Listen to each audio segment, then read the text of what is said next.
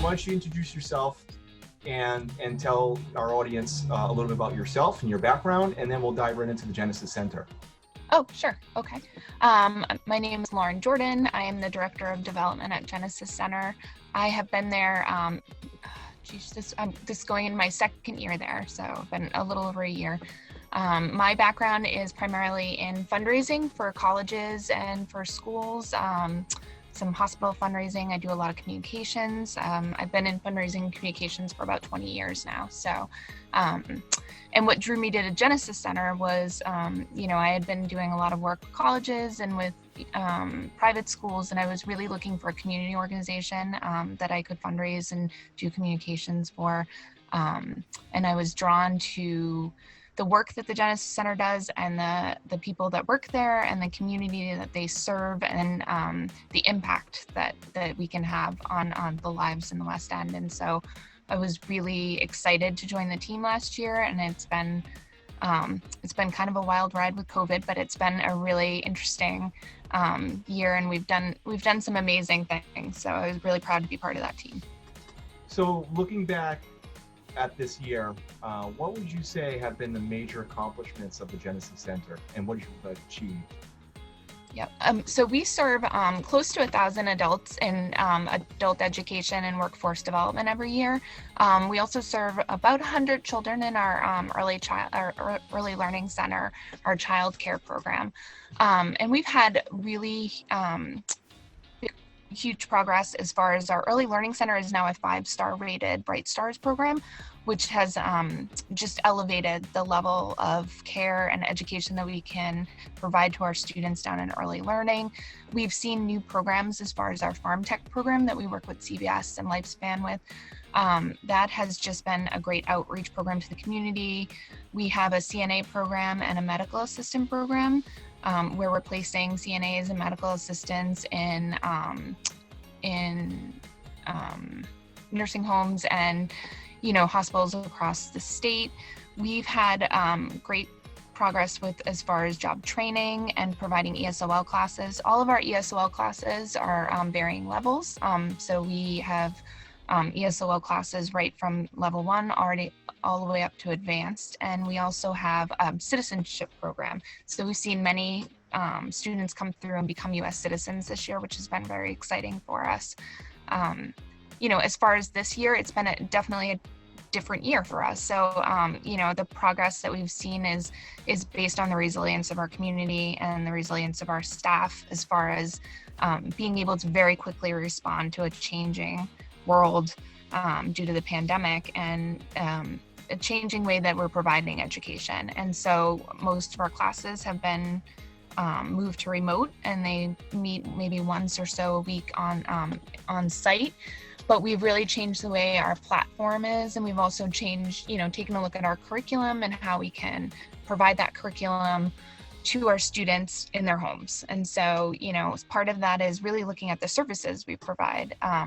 We're really proud at Genesis that we're not just providing adult education or ESOL or childcare, we're providing full family services. So we have a financial opportunity center where we're supporting our students as far as resume writing, coaching for interviewing. We're also helping them set up savings accounts and purchase cars, working with them to really understand budgeting and credit scores. And so, when you walk into Genesis, we want to make sure that you're walking out with all the tools you have in order to be successful, not just as far as whatever job you're training for, but in life, and to make sure that you have everything you need to walk out of there and have a successful career and support your family.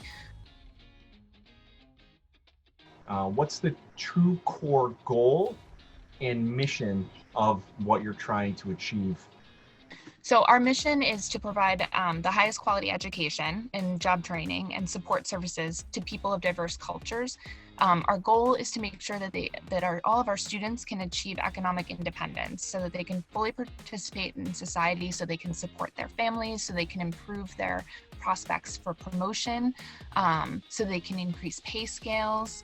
So we're trying to provide all the tools for people to be able to do that. And so, that looks different for different people. And so it may start with an ESOL class, and then, as you're progressing through ESOL, you end up going into the medical assistant program, and then you end up receiving a job as a medical assistant, and we help you obtain your first car through our Keys to Success program. And so we really want to make sure that we're laying the groundwork for success for our students. And that's could be very multi-layered.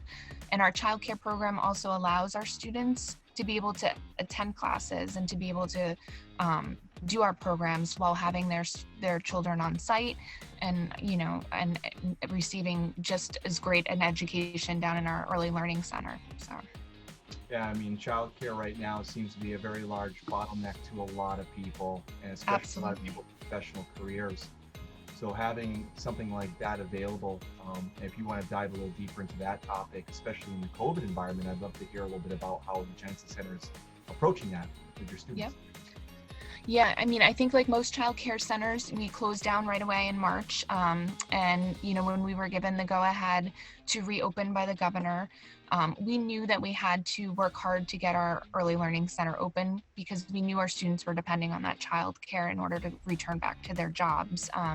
So we were really focused on opening when we felt it was safe. So we took a few extra weeks to make sure we had extra cleaning crew in our early learning center, that our staff was appropriately trained, that we had all the PPE and all the supplies that we needed.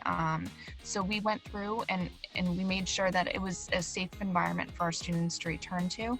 And then we welcomed our families that were already enrolled back into smaller classes for the first few months to make sure that we were able to, take in students in a safe environment, that we were able to control the classrooms and the safety of our early learning center families. But it did allow for our students to return back to work, which was a huge priority for us. It's always scary to open up classrooms after a pandemic, in the middle of a pandemic. You want to make sure your teachers are safe, you want to make sure your staff is safe, but we also want to support the community. We want to make sure that people can return to their jobs and continue to support their families. Yeah, I'd love to hear a little bit, more about some of the opportunities that have just presented themselves in this COVID landscape that you're witnessing. Why don't you go into a little greater detail with some of your students and where they've been placed in the landscape? Yep. I think especially now we're working a lot with local nursing homes to place students in medical assistant positions. We have great relationships with a lot of Rhode Island nursing homes that have done great outreach and job placement. We also have a lot of pharmacy technicians. We work with CVS to place them within CVS stores. And that has been a great partnership that we continue, and we're very grateful for.